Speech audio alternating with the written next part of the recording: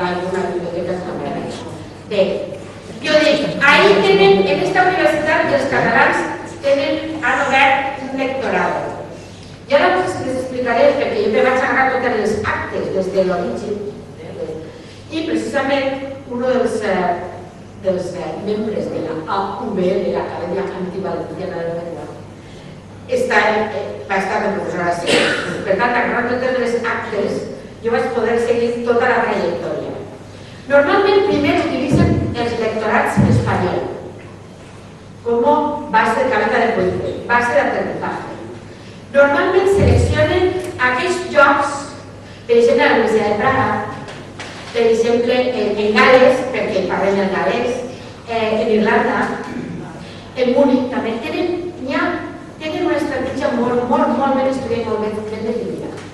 I vaig agarrar i jo dic, bueno, vaig a veure en comparança el número de valsos restantes de cada foreign language, llengua estrangera de lo que és la Arts and Social Studies Library de la Cambridge University, que és on jo treballo, és una biblioteca enorme. I ahí està material de tots els nivells i els idiomes. En Inglaterra, el primer second language, la primera second language després de l'anglès, ha sigut sempre el francès. Després l'espanyol i l'alemà. Després l'italià ja va baixar. I últimament l'espanyol està creixent, perquè tenim així 80.000 britànics vivint de la costa del Lazar, de la costa levantina. I jo dic, vaig a comptar. I de francès vaig comptar 16 valsos.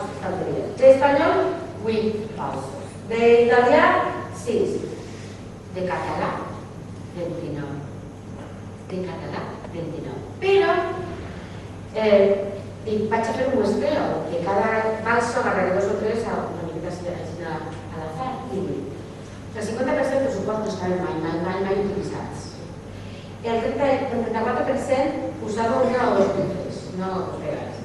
I el 16% només una vegada, els 2 últims anys, perquè ara està l'Erasmus, els alumnes que van a l'intercanvi de la universitat, i la majoria, tu veies les dades, estos són dels programes Erasmus, de la gent que va de Catalunya o de València, igual de Xile. Però, oh sorpresa, agarra el llibre i en Inglaterra, quan se trata d'un llibre regalat, tu fas aixina i ahí normalment està un segell, un puño, on fica, així se pone, diu,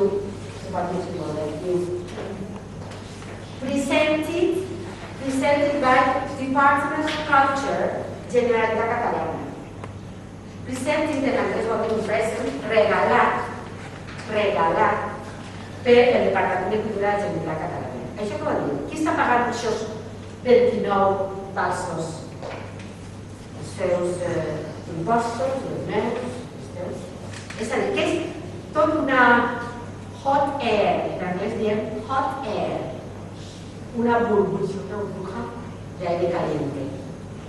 Això és el cientifisme, però clar, fiquen els seus en aquesta universitat i en l'altra, que són ja llegit els noms, que són tots catalans, i diuen, és que m'ho recolzen totes les universitats. Mentira. És mentira. És una falsedat total. Hi ha una part que verdaderament alguns són convençuts, però majoritàriament és que en cada puesto on vaig és que és la mateixa història. En cada puesto on caig. És que sempre vaig, a més, en la llum. Això és el que diríem més radiquets. Ahí està el més gran, Department Presented. Ahí té un altre llibre que vaig traure, el Lluís Llach, les poemes i cançons, un altre per variar, per tindre una altra mostra. Presented by Department of Culture, Generalitat Catalana. Tot això està en el llibre, ho dic perquè està tot documentat. Per quan te diguen, oye, Universitat Científica, no, Universitat Juan Palomo. Toma, mírate-lo. Ese llibre és per a fer fotocopies, el del padre Evangeli també està.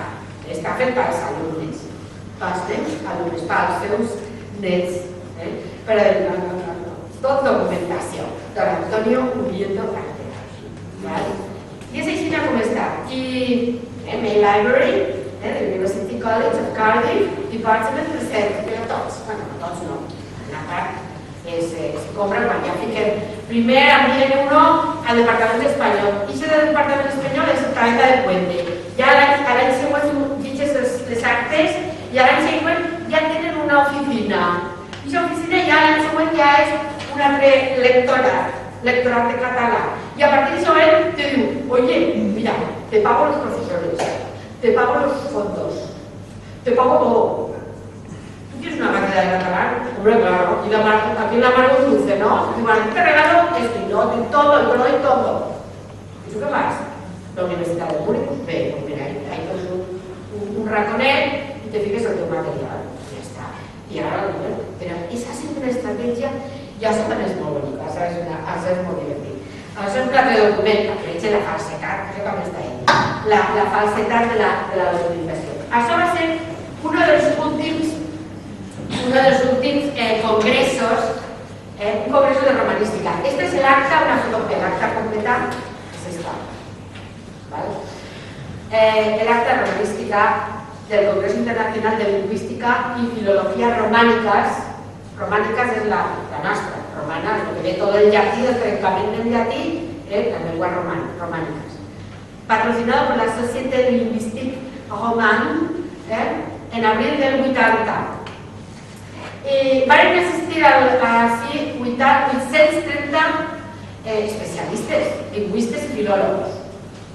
Quan acaba el Congrés, com sempre, el manifiesto de los abajo firmantes, y el manifiesto ponía: los romanistas abajo firmantes, participantes en el 16º Congreso Internacional de Lingüística y Filología Románicas, manifiestan su satisfacción por los progresos recientemente obtenidos por la lengua catalana mediante su normalización, con la creación de nuevos centros de investigación, la incorporación de la lengua en sus diversos grados de enseñanza, la multiplicación de publicaciones y otras manifestaciones culturales, si bien no ha alcanzado aún en los medios de comunicación social la intensidad deseable.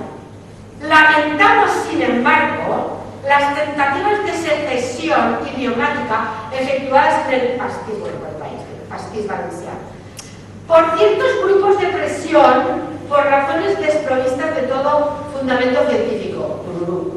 El catalán, como quiera que es un idioma, tiene su propia estructura bien definida. Y los romanistas de este 16º Congreso consideran inaceptables las tentativas de fragmentación lingüística. Nos quieren fragmentar, pero así, mani.